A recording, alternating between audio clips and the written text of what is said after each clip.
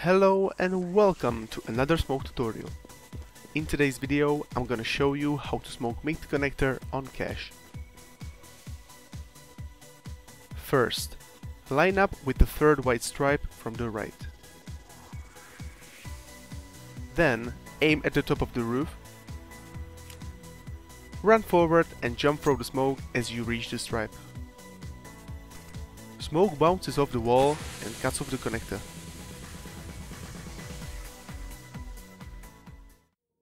Thank you for watching. If you liked the video, give it a thumbs up and subscribe, and see you guys in the next one.